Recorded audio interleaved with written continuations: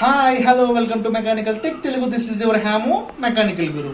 ఈరోజు మనం C23404 engineering materials SIs చెప్పుకుంటున్నాం. ఈ ఎస్ఐస్ అన్నింటిలోంచి ఒక 8 ఎస్ఐలు వస్తాయి. అందులోంచి మీరు 5 రాస్తే చాలు, 5 బదులు 50 మార్కులు వస్తాయి. సో ఫస్ట్ చాప్టర్ వచ్చేసరికి ఇంజనీరింగ్ మెటీరియల్స్, అందులోంచి 1.5 ఎస్ఐ వస్తుంది. Rockwell hardness test, compare B scale and C scale, single shear and double shear test, Charpy and Izod test. ఇది 5 మార్క్స్ ఇచ్చే అవకాశం ఉంది sir. X ray and gamma ray radiography. అసలు gamma ray radiography అంటే ఏంటి, x ray radiography అంటే ఏంటి అనేది 5 మార్క్స్ అడిగే అవకాశం ఉందండి. తర్వాత దీంతో పాటు ఎందుకైనా మంచిది 5 మార్క్స్ కి ప్రాపర్టీస్ అడుగుతాడు.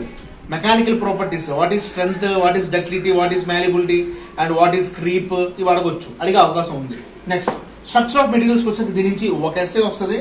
మోస్ట్ ఇంపార్టెంట్ క్వశ్చన్ ఏంట్రా బాబు అంటే, how space lattice are classified, explain. BCC body centred cubic structure, FCC face centred cubic structure and HCP hexagonal closed pack structure. తర్వాత solidification of pure metal with neat sketch and explain recovery, recrystallisation and grain growth. దాని తర్వాత వచ్చేసి production of iron and steel chapter నుంచి 2 essays వస్తాయండి. ఇందులో most important ఈ puddling furnace అండి. ఈ పడ్లింగ్ ఫర్నెస్ చాలా ఇంపార్టెంట్. దాని తర్వాత ఓపెన్ హార్ట్ ఫర్నెస్, అందులో బేసిక్ కి యాసిడ్ టైప్ కి డిఫరెన్స్ ఏంటని అడుగుతాడు. Blast furnace, pig iron produce చేస్తున్న blast furnace, wrought iron produce చేస్తున్న puddling furnace, open hearth furnace.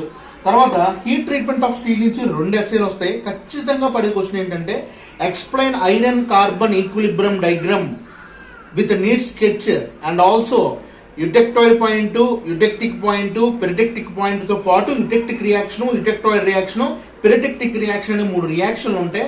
ఆ రియాక్షన్లన్నీ ఎక్స్ప్లెయిన్ చేయాలి. దాని తర్వాత heat treatment process like annealing, normalising, hardening and tempering, carburising and nitriding అడుగుతాడండి. And define solid solution, what is the difference between the substitutional solid solution and interstitial solid solution అడుగుతాడు. ఈ మూడిట్లో any 2 essays వస్తాయి. Last chapter ferrous and non ferrous alloys, దీని నుంచి 1.5 essay వస్తుంది.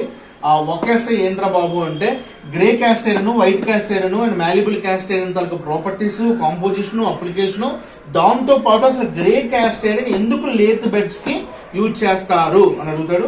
అది miss అయితే అసలు based on the carbon content, అసలు ప్లెయిన్ కార్బన్ స్టీల్స్ అనేవి ఎలా క్లాసిఫై అయ్యాయి, low carbon steel, medium carbon steel, high carbon steel, killed steel, rimmed steel, semi killed steel, ఇవన్నీ ఎలా డివైడ్ అయ్యానో రాయాలి. దాని తర్వాత desirable properties of bearing metals and explain types of bearing metals. 5 marks అడిగే అవకాశం ఉంది. 2 5 మార్క్స్ అడుగుతాడు.